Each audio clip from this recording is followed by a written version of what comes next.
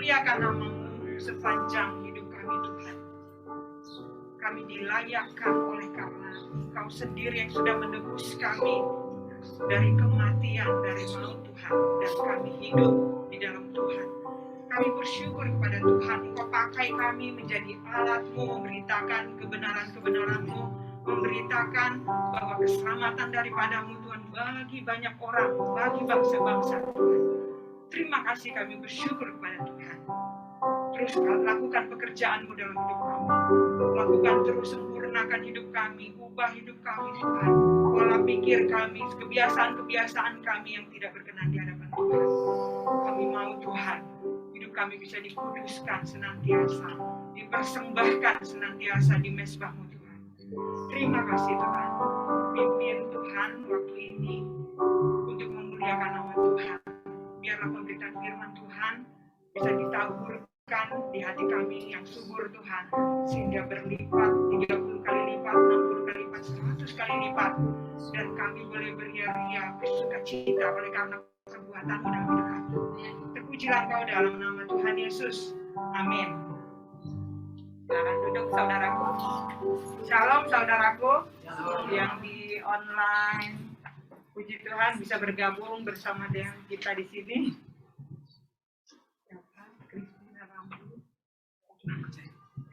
Ya, shalom saudaraku di tempat ini juga ya. Puji Tuhan. Hari ini kita mendengar kesaksian-kesaksian yang luar biasa ya. Bagaimana Tuhan memakai hidup kita untuk menceritakan kemuliaan Tuhan. Sekalipun kita tidak bicara ataupun berbicara, orang lain akan melihat. Kita tidak bisa menyembunyikan terang kita ya di dalam kita. Bahkan Tuhan itu seperti kata Rinus tadi kan, memberikan lebih daripada apa yang dipikirkan oleh Dia ya. Kesini hanya untuk main, tapi Tuhan ternyata menganugerahkan pada dia lebih daripada apa yang dirancangkannya. Memang Tuhan sifatnya seperti itu. Karakternya adalah ingin melimpahkan berkat lebih daripada apa yang kita doakan. Tuhan karakternya seperti itu. Kita aja sebagai seorang orang tua kan suka gitu ya kepada anak kita minta 5.000, ya udah 10.000, gitu kan. Kita pengen memberikan lebih kan, iya enggak? Atau anak kita pengen sesuatu, kita ingin memberinya lebih. Apalagi Bapa kita di surga, lebih daripada apa yang kita doakan. Dia selalu ingin menjawab doa kita, bahkan lebih daripada apa yang kita minta kepada Dia. Itu karakter Tuhan ya, Dia sangat baik. Nah hari ini saya juga mau bagi kesaksian sedikit gitu ya. 2 minggu yang lalu, saudaraku, saya ibadah di sini ya. Terus tiba-tiba perut saya kram, saudaraku ya. Waktu itu perut saya kram. Kramnya itu sakit banget gitu ya, pas waktu muji Tuhan. Mungkin perempuan biasa ya, kram itu sakit banget gitu ya. Sampai saya tuh keringat dinginnya itu gede-gede gitu. Waktu muji Tuhan. WL-nya siapa? Merni kalau nggak salah ya 2 minggu yang lalu. Nah, jadi kita disuruh berdiri gitu kan. Saya tuh udah nggak mampu berdiri, saudaraku di sini sebenarnya. Saya udah mau pingsan. Mual gitu ya. Saya nggak tahu ada apa. Perut saya sangat kram gitu. Terus saya ingat hari Rabu sebelumnya saya baru bagikan share tentang doa iman kepada teman-teman di grup karyawan. Bagaimana di Markus berapa ya? 11 gitu.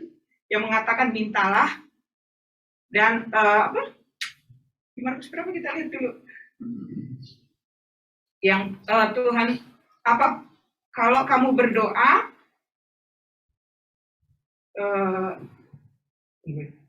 ya, Markus 11 ayat 24. Saya bacakan, karena itu aku berkata kepadamu, apa saja yang kamu minta dan doakan, percayalah bahwa kamu telah menerimanya, maka hal itu akan diberikan kepadamu.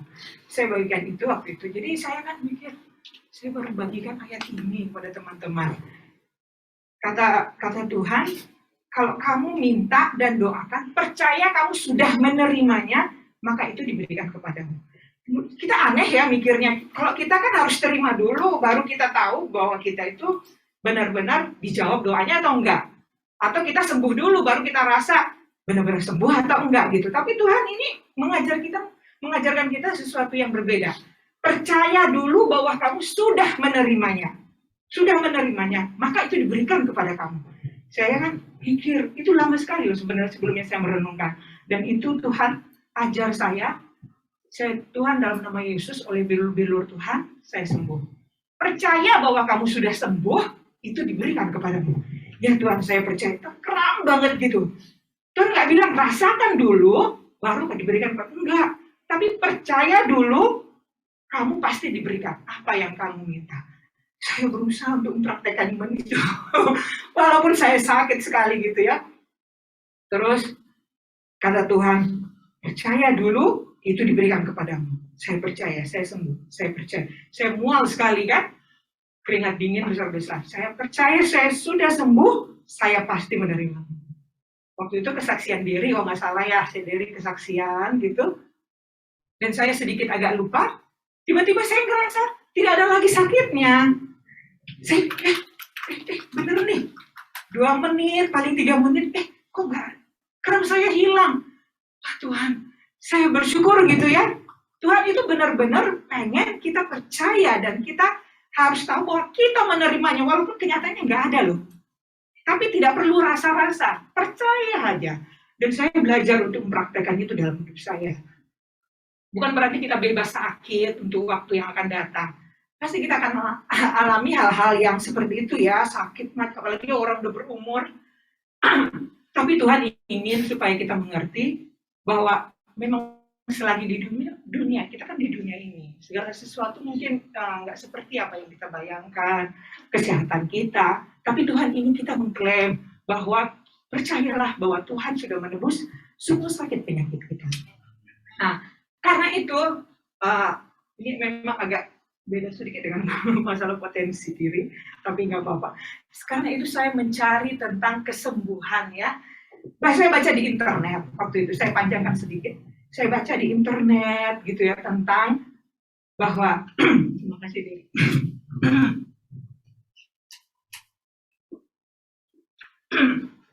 Saya baca di internet tentang kesembuhan. Dan kita sudah sering baca, oleh bilur-bilur Tuhan, kamu menjadi sembuh. Saya pelajari apa itu bilur-bilur. Bilur-bilur itu kan, apa ya, guratan-guratan punggung Yesus ya. Bilur itu. Ketika Yesus di pengadilan, dia disesah setelah keluar dari pengadilan.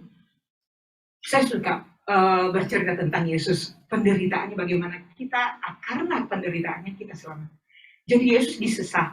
Dia itu dicambuk. Pada waktu itu ada 2 cambuk untuk orang Roma dan orang yang non Roma. Orang yang Romawi, warga negara Roma,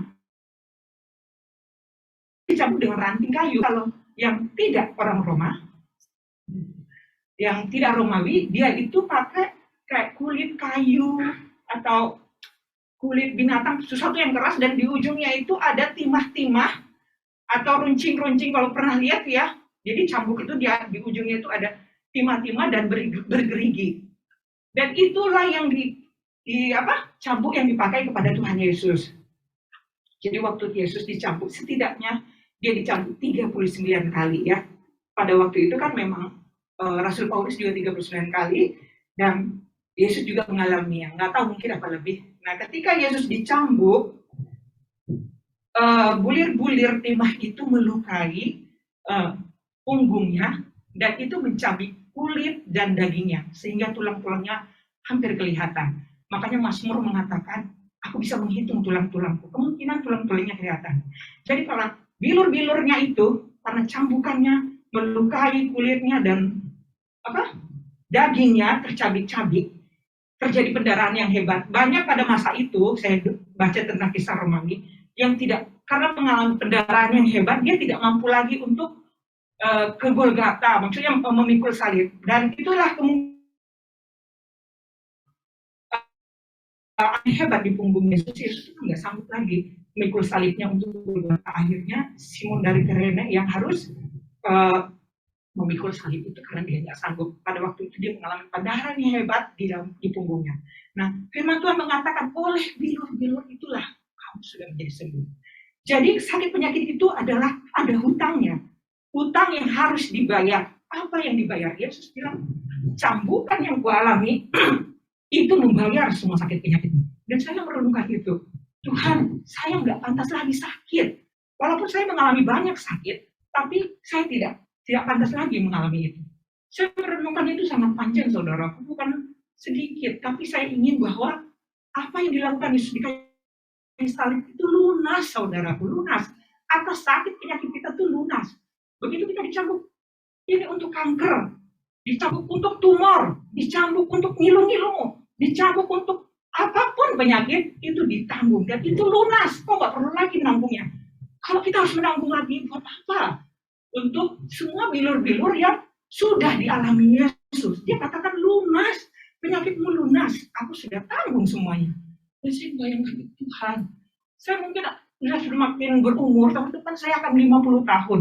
Saya mulai ngilu-ngilu, saya salah tidur aja, tulang saya tuh sakit. Gitu. Saya bilang, Tuhan, saya mau sembuh. Saya bagaimana bisa saya pelayanan ke sana, kemari, ke sana. Kalau saya sakit, bagaimana saya memberitakan bagaimana bilur-bilurnya kamu sudah sembuh, saya hanya sakit. Saya bilang, ini punggung tulang saya nggak sembuh-sembuh. Saya doa lagi. Jadi bukan berarti kita di dalam dunia ini tidak mengalami sakit. Kita akan mengalami sakit. Tetapi Tuhan mau kita mengklaim bahwa Tuhan sudah menyembuhkan kita.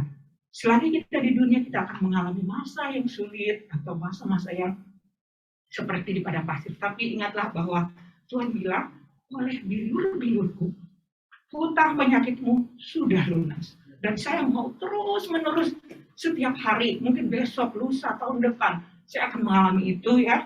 Tapi saya ingin mengklaim bahwa hutang penyakit saya sudah lunas. Dan saya mau Tuhan senang bahwa apa yang dilakukan itu membuat saya sehat.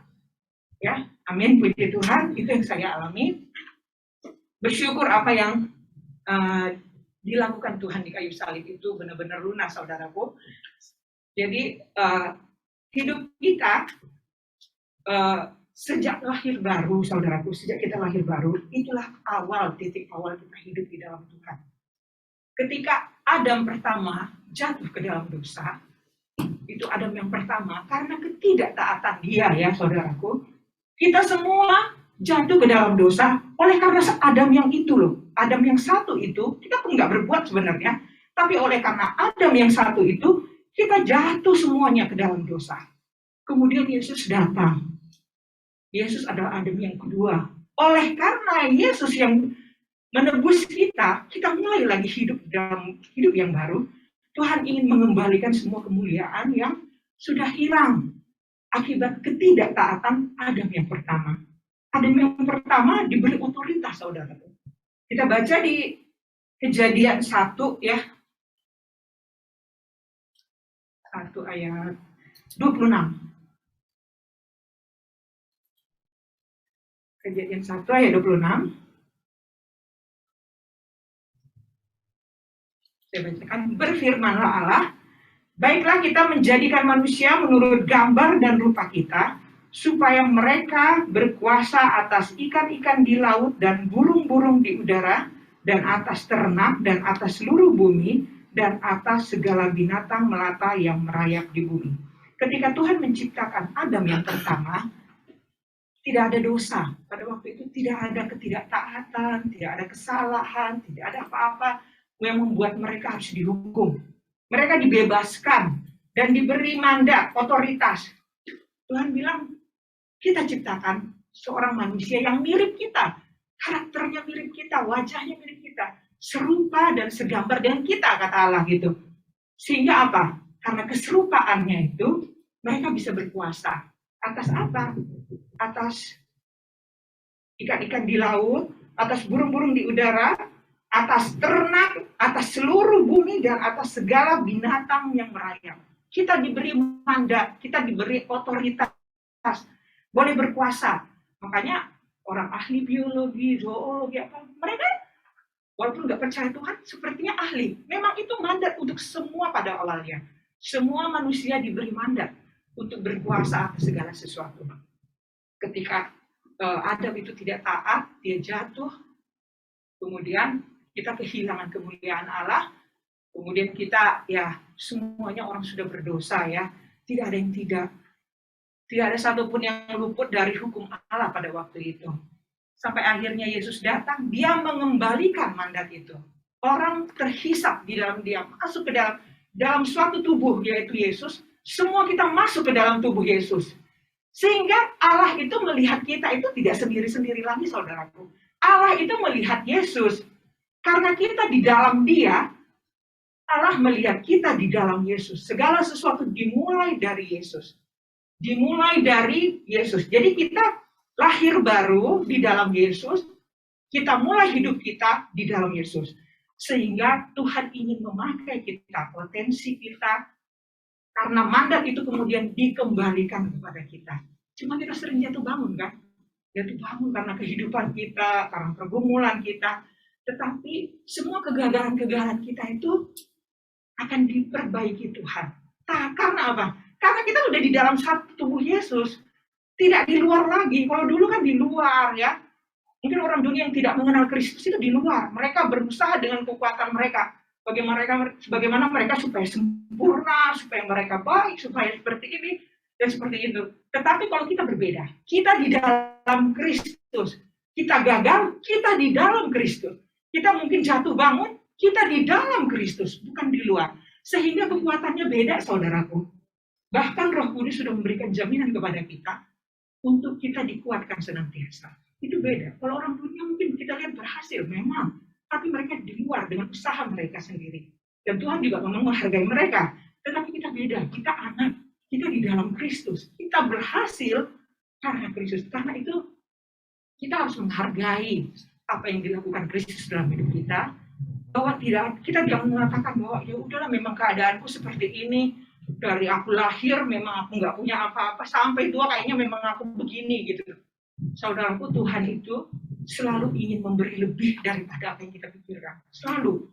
Saudaraku bisa meminta apa aja. Dan Tuhan katakan, kau anak akan kuberikan apa yang kau inginkan, bahkan lebih daripada apa yang kau minta. Saudaraku, sering pergumulan kita tentang apa? Tentang keuangan kan? Keuangan, tentang hubungan satu dengan yang lain, atau kalau anak kuliah nilai-nilai, atau apalah, nilai-nilai sekolah segala macam ya, kita sering mengalami pergumulan itu. Kata Tuhan, kita di dalam Kristus. Semua itu bisa dipulihkan Tuhan kalau kita mau. Tuhan akan memulihkan kita. Masalah apa? Kalau kita kan bergumul yang kecil, kayaknya pergumulan kita itu sangat besar, maksudnya sangat memenuhi pikiran kita sampai kita nggak bisa mikirin yang lain. Kadang-kadang kan nggak bisa tidur, kadang-kadang atau apa ya gelisah atau apa, karena apa? Mungkin hanya ingat perkataan seseorang ini bisa kita nggak tidur, ya nggak? Misalnya seorang ngomong sesuatu bisa nggak tidur, kanan kiri hanya kata-kata orang gitu loh. Kita kehilangan ketenangan kita gitu loh ya, karena itu. Tapi Tuhan nggak mau seperti itu, saudaraku. Tuhan ingin kita damai di dalam Dia. Tuhan ingin kita mengalami kemerdekaan di dalam Dia. Kita udah di dalam Kristus. Kita bergumul tentang apa aja, Tuhan bilang nyatakan semuanya di dalam doa dan permohonan. Nyatakan. Kata Tuhan nggak larang. Nyatakan, Tuhan kita kan besar. Tuhan, aku butuh uang kuliah. Aku harus bayar uang kuliah 3 juta dan uangku cuma 1 juta. Bagaimana aku membayarnya? Oh, udah, kamu nggak usah mikirin, Tuhan yang mengurusnya. Ya tidak?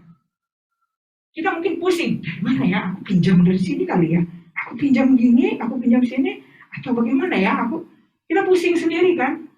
Tapi Tuhan bilang, nyatakan semua di dalam Tuhan. Kita belajar mempercayakan Tuhan atas semua hidup kita, dalam setiap segi hidup kita, dalam keuangan kita. Tuhan, aku gajinya 2 juta. Mau cukup nggak Tuhan?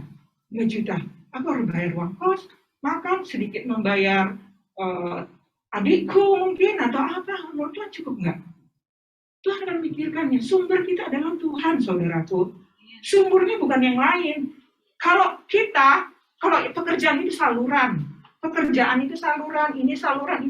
Kalau Tuhan tutup saluran yang ini, pekerjaan ini, Tuhan punya saluran yang lain. Yang perlu itu adalah sumber sebenarnya. Kalau macet sumbernya, ya udah, salurannya banyak juga nggak akan keluar. Tapi karena Tuhan kita adalah sumber, saluran ini Tuhan tutup, Tuhan akan buka lagi yang ini. Tuhan akan buka. Karena yang penting adalah sumbernya. Kita nggak perlu khawatir, saudaraku. Itu yang saya, akhir ini saya merenungkan hal-hal seperti itu saudaraku, dan saya jadi tambah bersemangat jadinya di dalam Tuhan. Jadi dia itu membuat saya bergairah saudara, karena sampai suami saya bilang agak kurangi sedikit kerja.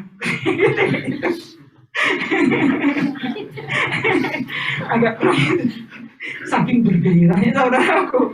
Tapi Tuhan menginginkan itu saudaraku ya. Ya kita harus menakar semuanya ya, menakar sesuai dengan koridornya gitu ya. Tapi bersyukur kepada Tuhan, karena kalau sebenarnya kita di dalam Tuhan, kita mungkin, aku nggak mampu melakukan ini, aku nggak mampu melakukan. Sebenarnya saudaraku, kalau kita melakukan itu, kita semakin bersemangat loh sebenarnya. Sebenarnya, kalau kita bilang kita tidak mampu, tapi begitu kita lakukan, kita tambah semangat. Aneh gitu loh ya. Kita menjadi semakin dikuatkan gitu ya, karena fokus kita itu bukan diri kita sekarang.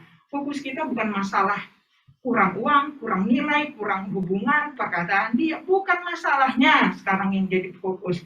Tapi fokusnya adalah sumbernya. Sumber, yaitu Yesus ya. Yesus yang menjadi sumber kita. Jadi kita nggak usah terlalu Tuhan itu sudah banyak memikirkan kita nggak usah terlalu pusing gitu loh saudaraku, tentang Tuhan juga bilang apa yang kamu makan, apa yang kamu minum, itu kamu nggak perlu khawatir, itu dicari oleh bangsa-bangsa yang tidak mengenal Allah. Kata Yesus seperti itu, kita percaya aja, aku sudah di dalam Kristus, ngapain aku ngejar-ngejar uang, ngejar-ngejar ini, ngejar itu, tak perlu dikejar, dia yang ngejar kita. Sudah perintah Tuhan seperti itu. Kalau memang itu untuk memuliakan Tuhan, Tuhan akan beri. Nah, akan mungkin Tuhan, saya orang tua, saya tahu ingin melakukan yang terbaik buat anaknya ya. Begitu juga Bapak kita di surga gitu loh. Amin. Kali. Oke, saudaraku itu ya. Potensi diri ya, potensi. Aduh, jadi mengembangkan potensi diri dalam Tuhan ya. Jadi kita mengembangkan potensi diri dalam Tuhan itu semua titik awal dari dalam Kristus ya saudaraku. Bukan di luar Kristus, di dalam Kristus. Kita bisa melakukan apa aja ketika kita dipercayakan. Kita berapa waktu yang lalu sudah belajar tentang talenta ya. Setidaknya setiap orang punya satu talenta.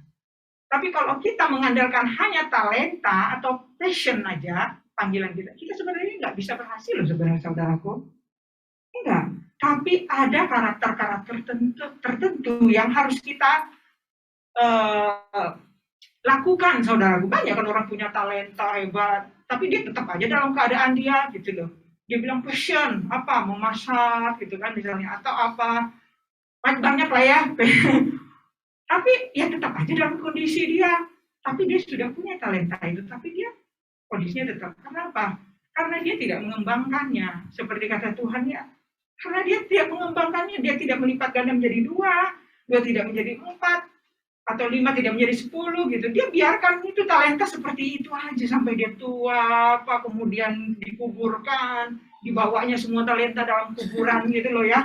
Nggak digali-gali. Ya, tapi Tuhan mau satu aja talenta dalam hidup kita pakai. Saudara. Bahkan lebih lagi Tuhan akan mempercayakan firman. Tuhan bilang, kita akan dipercayakan, kalau kita bertanggung jawab, kita akan dipercayakan lagi. Mungkin kita bilang, aku nggak sanggup, terlalu banyak sekali kepercayaan diberikan kepadamu. Tuhan akan membuat kapasitas kita juga semakin bertambah, saudaraku ya. Kita akan bertambah dalam pengetahuan, dalam keterampilan, dalam skill kita yang perlu gitu ya. Itu akan ditambah-tambahkan Tuhan. Yang penting kita di dalam Tuhan, kita melatih diri kita, sehingga kita bisa dipakai Tuhan lebih lagi. Nah, satu yang kita perlu mengerti pertama tadi ya, bahwa kita itu serupa dan segambar dengan Kristus, dengan Allah kita. Kalau itu sudah ada dalam pikiran kita sebenarnya nggak perlu ragu lagi untuk mengembangkan diri kita ya, potensi kita.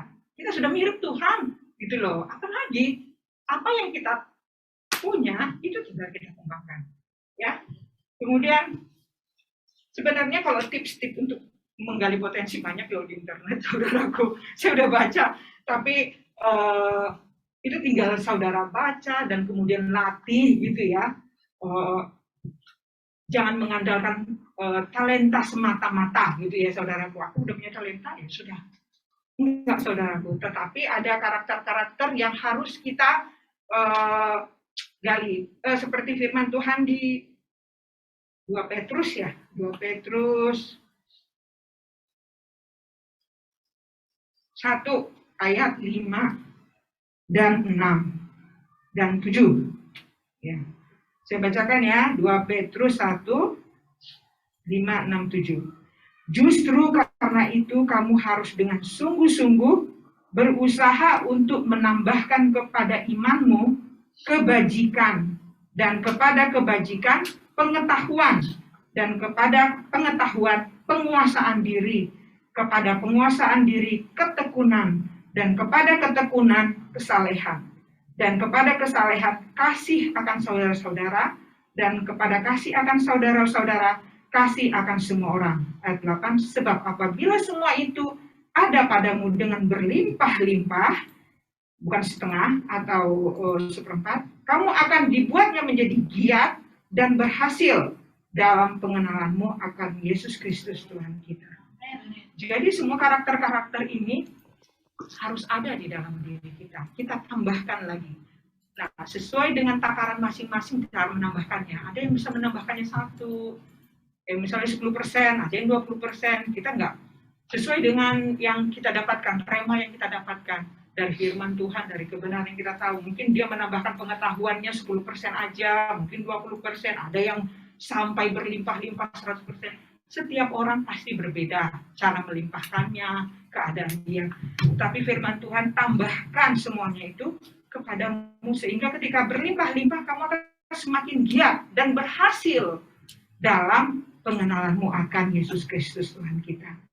Nah, jadi firman Tuhan inilah yang harus kita terapkan dalam kehidupan kita, dalam menggali potensi kita, dalam mengembangkan diri kita, ketekunan terutama ya, ketekunan gitu. Kalau kita melakukan sesuatu, kalau kita nggak tekun, ya kemudian kita gagal, sudahlah, yang lain aja, sudahlah. Pada saat kita tekun, kita akan berhasil. Kalau kita nggak tahu, kita tambah pengetahuan kita. Pengetahuan banyak, di mana-mana kita bisa pelajari. Apalagi zaman sekarang ya, kita udah punya internet, apa semua orang men-share tentang pengetahuan apa. Kayak saya masak cooking, saya kan banyak nggak tahu sebenarnya. Saya kan masaknya otodidak aja di dapur gitu ya. Tapi ternyata setelah saya menggalinya, banyak hal yang saya nggak mengerti. Saya belajar terus. Tapi pikiran kita bukan fokus kepada itu, tapi fokus kepada Yesus. Itu yang penting. Pada saat kita menggali potensi kita, fokus kita kepada Kristus. Itu yang penting setiap hari sebenarnya.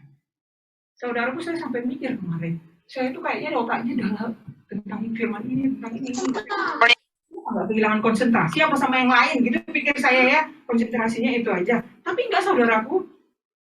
Kalau orang bilang, zaman dulu kan ikut sekolah teologi itu membuat, kayak orang gila dia, katanya gitu ya, karena bicaranya itu terus gitu ya, jadi kayak orang gila firman Tuhan terus.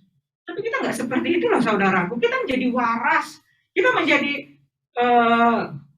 cerdas, menjadi lebih apa ya seperti itu gitu, menjadi seperti Kristus lah. Ya saudaraku, jadi semakin kita merenungkan firman Tuhan, menggali firman Tuhan, kita itu semakin cerdas, semakin tahu kehendak Tuhan, semakin tahu mengembangkan diri kita, semakin kita tahu apa yang harus kita tempuh. Firman Tuhan bilang, Tuhan yang meluruskan jalan kita. Pada saat kita nggak tahu milih, kiri atau kanannya, ini atau ini pilihanku ya ini. Tuhan mengatakan, dia yang akan meluruskan jalan. Firman Tuhan, kita tinggal percaya aja. Percaya, jangan ragu-ragu. Kita udah tahu firman itu, tapi kita masih ragu-ragu. Nah itu, di surga itu, kenalnya itu bahasa iman, saudaraku. Kata firman Tuhan bilang, tanpa iman tidak ada yang berkenan kepada Allah. Di surga itu kenal bahasa iman. Saudaraku bisa bahasa Sumba, bahasa Batak, bahasa Bata-Bata, terserah lah ya, bahasa apa gitu ya, bahasa salah-salah kayak atau apa, terserah. Tapi yang Tuhan tahu itu ada iman atau enggak. Cuma itu aja. Silakan saudara rapi banget pun kalau nggak ada imannya, sudah nggak kenal dengan itu. Dan Tuhan tidak bisa bekerja tanpa iman. Yesus sudah membuktikan bahwa oleh imanmu kau sembuh. Oleh imanmu kau sembuh. Oleh imanmu terjadilah seperti imanmu. Jadi di surga itu kenalnya bahasa iman. Silakan saudaraku datang berdoa, mungkin aku nggak bisa berdoa, kenapa? Doaku jelek, aku nggak bisa berdoa.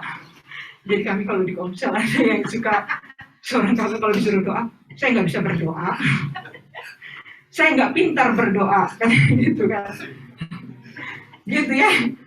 Padahal Tuhan bilang apa di Ibrani, katakan, mari kita datang dengan berani menghadap tahta kasih karunia. Dengan berani katanya. Berani itu berarti tidak takut-takut ya. Bahkan saya pernah pelajari dengan berani itu adalah dalam bahasa aslinya itu bebas bicara, saudaraku. Artinya ayat itu bilang bebas bicara. Berarti bebas bicara. Tidak harus S, P, O, K gitu loh. Harus teratur kadang-kadang. Oh dulu, objek dulu, gitu kan. Kalau bahasa Indonesia kan gitu, S, P, O, K gitu ya. Harus teratur gitu. Di hadapan Tuhan enggak loh saudaraku. Bebas bicara. Firman Tuhan menghadap tahta kasih karunia dengan bebas bicara, dengan berani. Jadi saudaraku nggak bisa bilang, aku nggak pintar berdoa. Gitu nggak bisa saudaraku. Bebas bicara. Menghadap tahta kasih karunia dengan bebas bicara. Yang menghalangi kita kan kadang penilaian orang ini, dipikir mungkin dinilainya nanti doaku jelek gitu loh, dinilainya nanti doaku terbata-bata gitu, itu kan pikiran orang. Kalau di surga kan tahunya ada iman atau enggak gitu loh ya. Jadi saudaraku bertobat ya. Saya mau membangkitkan saudaraku, khususnya suka bilang tidak bisa berdoa. Ya, puji Tuhan. Jadi Tuhan ingin kita itu diperbarui, saudaraku ya, dalam segala hal, dalam potensi kita, dalam apapun yang sudah diberikan kepada, bahkan yang tidak punya kita pun, yang kita tidak punya, itu terbalik kan, yang kita tidak punya, sekalipun Tuhan akan berikan kalau itu diperlukan untuk pelayanan, saudaraku. Kalau itu diperlukan untuk pengembangan pelayanan, untuk menjangkau banyak orang, Tuhan akan terlengkapi. Dan itu harus kita percayai, saudara. Kata Tuhan kan percaya dulu dan bilang kau sudah terima, walaupun belum ada gitu ya. Bisa, tapi percaya aja, karena Tuhan percaya dulu, dan Tuhan tuh memang senang dipercaya. Dia sesuai dengan apa yang kita doakan. Dia beri, saudaraku. Dulu saya nggak ngerti, waktu saya belajar waktu SMA atau kuliah, saya tuh nggak ngerti loh ayat itu, saudaraku. Bagaimana bisa saya percaya tapi nggak ada di depan saya, kenyataannya nggak ada, kenyataannya nilai saya jelek, kenyataan saya nggak ngerti loh bagaimana mempraktekkan iman itu, ayat itu gitu ya, saya nggak ngerti gimana gitu. Tapi ada orang yang bisa gitu loh, saya percaya saya punya rumah, saya percaya punya mobil, saya nggak ngerti cara mengklaim seperti itu, saudaraku ya, karena saya merasa saya harus lihat dulu gitu ya. Tapi ada loh orang kayak gitu dan diberikan Tuhan loh, aneh ya. Tapi mungkin sesuai dengan imannya lah ya kali saudaraku ya. Saya percaya saya punya rumah, saya percaya punya uang. Oh iya. Tapi saya nggak bisa seperti itu ya pada saat itu. Kalau sekarang saya ngerti. Kalau itu untuk keperluan pelayanan, untuk kemuliaan Tuhan, Tuhan akan berikan. Percaya kamu sudah terima, itu diberikan kepadamu. Sekarang percaya kamu sembuh, bukan rasakan tapi percaya, kamu pasti akan menerimanya. Demikian juga kita menggali potensi kita, pengetahuan. Jadi saudaraku jangan mengatakan, ya sudahlah aku pendidikannya seperti ini aja, pengetahuannya seperti ini aja, terbatas, pekerjaannya seperti ini aja, gaji pas-pasan nggak apa-apa, tanggal 20 pas gitu loh. Tanggal 20 pas. Saudaraku nggak pernah ada orang tua yang pengen hidup anaknya pas-pasan, nggak ada. Tuhan itu ingin melimpahkan kita segala berkat rohani. Saya sebenarnya, bukan saya mengajarkan kemakmuran, ya. Kecuali kita mengejar kekayaan itu nggak boleh. Atau kita mengejar pekerjaan yang membuat kita sampai lupa Tuhan, itu nggak boleh. Tuhan nggak akan memberikan kepada kita. Tetapi kalau keperluan itu sesuai dengan kebutuhan kita, Tuhan akan berikan. Sekarang kita percaya saja gitu loh. Kita perlu apa yang Tuhan butuh, yang kita perlukan gitu kan. Saudaraku kan sering ngalami gitu ya, pada saat uang kuliah akan dibayar gitu, udah mulai, saya kan pernah juga gitu loh, saudaraku kuliah kan kalau udah mau uang semester itu kan agak-agak gimana gitu, minta sama kakak gitu loh ya, minta, jadi kan agak-agak bergumul gitu, dan itu tiap semester loh saudaraku, nanti semester depan ngalami lagi, semester depan ngalami lagi gitu, jadi kan terulang-ulang terus. Tapi Tuhan Mau kita, setiap kita mengalami itu, kita menang. Setiap kita mengalami itu, klaim lagi firman Tuhan, kita menang. Selagi kita di dunia ini memang kita akan mengalami itu. Ya, amin. Jadi saya cepat aja ya. Banyak sekali cerita saya.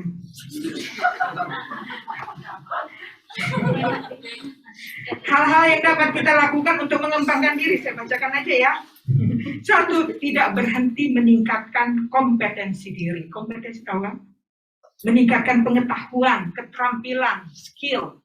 Jangan pernah bosan, saudaraku. Saya aja kalau di rumah saya berpikir, dan saya suka mengajar itu, mengajar Edo, kalau nggak Edo, Krista gitu ya. Tahu nggak firman Tuhan tentang ini loh? Apa tuh kayak gini. Tahu nggak tentang Yusuf? Saya seperti ngajar di depan orang banyak loh sebenarnya. Oh, iya. Jadi saya meningkatkan skill itu masak, misalnya saya itu masak. Saya menganggap saya itu memasak seperti untuk di restoran, misalnya untuk di suatu kafe. Saya buat seperti itu. Seperti, oh saya harus piringnya yang bagus. Terus tahu, nggak perlu mahal-mahal. Tapi saya menganggap bahwa diri saya melatih dari rumah, dari hal yang kecil. Mungkin saudaraku seperti itu. Di kamar saudara apa? Aku akan menyajikan sesuatu ataupun mengambil sesuatu yang kecil. Selama ini kita saudaraku di rumah, di kamar, dia Tuhan bilang, oh ini sudah ahli di dalam kamarnya, jadi dia harus bicara di luar. Di kamarnya mungkin dia bisa bicara sendiri, berdoa di hadapan Tuhan atau apa. Jadi publik. Sekarang Tuhan sendiri yang go publik gitu loh saudaraku. Ya, kita meningkatkan. Kedua, setidaknya perkara kecil tadi ya. Ketiga, relevan untuk terus berkembang. Kita harus terus berkembang. Selalu relevan, selalu mengubah dan mentransformasi pemikiran-pemikiran kita. Jangan pakai lagi pikiran-pikiran yang kolot gitu loh saudara, kolot yang bahla gitu ya, yang dulu gitu loh saudaraku. Saya punya banyak pemikiran dari mama saya, tapi kan nggak cocok sekarang kalau diterapkan ya saudaraku ya, nggak cocok. Jadi jangan pakai pikir cara-cara yang lama. Oh ya, Mang. Keempat, cintai apa yang Tuhan percayakan dalam pekerjaan, belajar menikmati. Kelima, berdamai dengan kegagalan. Saudaraku akan menemui kegagalan-kegagalan, tapi kita belajar berdamai dengan kegagalan kita. Kita menerima, karena Yesus sudah menerima semua kegagalan itu, maka kita berdamai dengan kegagalan kita. Jangan mojok di situ terus dalam keadaan kegagalan, tapi kita bangkit, kita berubah lagi, kita bangkit lagi. Amin, saudaraku. Ya, jadi lupakan trauma masa lalu, kesalahan, kegagalan, dosa-dosa. Iblis berusaha mengintimidasi kita. Itu kerjanya ya di Wahyu 12, mengintimidasi dan menuduh kita siang dan malam. Saudaraku bisa membaca di Wahyu 12 ayat 11. Kerjanya memang di hadapan Tuhan itu mengintimidasi, menuduh, mengintimidasi. Dia gagal, dia jatuh lagi, ke 10 kali dia jatuh. Iblis selalu mengintimidasi, tapi pada sewaktunya iblis itu akan dibawa semuanya ke dalam awan maut, dan kita itu dibebaskan. Ingat saudara, kita di dalam Kristus. Kita bisa berkembang, apa aja yang saudaraku inginkan, Tuhan pasti akan tambahkan kepada saudara. Amin saudaraku. Sampai di situ ya pemberitaan firman Tuhan. Kita berdoa. Terima kasih Tuhan, kami bersyukur kepadamu karena apa yang Kau sudah lakukan dalam hidup kami. Terima kasih Tuhan, Engkau membangkitkan kami, Engkau melimpahi kami dengan berkat jasmani dan rohani yang kami perlukan untuk pengembangan pelayanan Tuhan, untuk kemuliaan nama Tuhan. Kami bersyukur Engkau tidak memperhitungkan dosa-dosa kami, tidak memperhitungkan kesalahan kami, tapi Engkau membangkitkan kami terus Tuhan, dan memulihkan kami semakin serupa dengan Kristus. Terima kasih Tuhan. Biarlah pujian, kemuliaan, dan kehormatan hanya bagi Tuhan. Dalam nama Tuhan Yesus. Amin.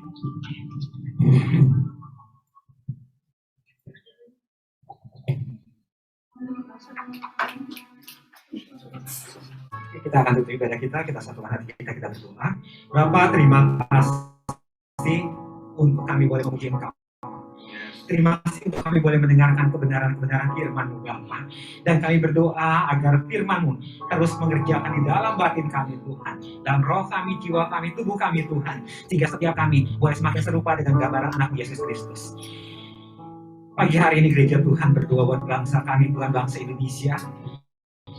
Bangsa di mana Engkau menempatkan setiap kami. Turunlah berkat-Mu Tuhan atas negeri ini Tuhan.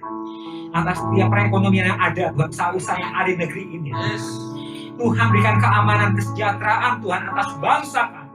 Hikmat, kebijaksanaan daripada Tuhan turun atas pemimpin-pemimpin bangsa kami. Lewat mereka Tuhan, bangsa kami akan terus ada dalam jalan-jalan Tuhan. Kiranya pengenalan akan Tuhan akan memenuhi negeri kami, Bapa. Urapi presiden kami, wakil presiden, setiap pemimpin yang Tuhan tempatkan untuk memimpin negeri kami, baik dari pusat, di provinsi, di kota Tuhan, di kabupaten Tuhan, di setiap wilayah yang ada. Hikmat penyertaan Tuhan ada di negeri ini. Terima kasih Bapa. Dan pagi hari ini kami mintakan berkat-Mu Tuhan atas setiap jemaat Tuhan, sehingga berkat-Mu boleh tinggal tetap bersama-sama dengan kami. Jemaat Tuhan, angkatlah tangan-Mu dan terimalah berkat Tuhan. Allah yang memilih dan menetapkan Engkau sebagai orang-orang yang diberkati. Allah yang mengutus malaikatnya berkemah di sekeliling Engkau untuk meluputkan dan menyelamatkan Engkau. Allah memberkati-Mu, Allah menyertai-Mu, Allah menyinari-Mu dengan wajahnya dan berikan kasih karunia-Nya. Allah menghadapkan wajahnya kepadamu dan berikan damai sejahtera. Pulanglah dalam kasih setia Tuhan. Tuhan berkati engkau sehingga apa yang kau kerjakan Tuhan berkati dan Dia akan membuatnya berhasil. Terima kasih Bapa. Di dalam nama Tuhan Yesus kami berdoa. Sama-sama kita katakan amin. Puji Tuhan, Tuhan berkati.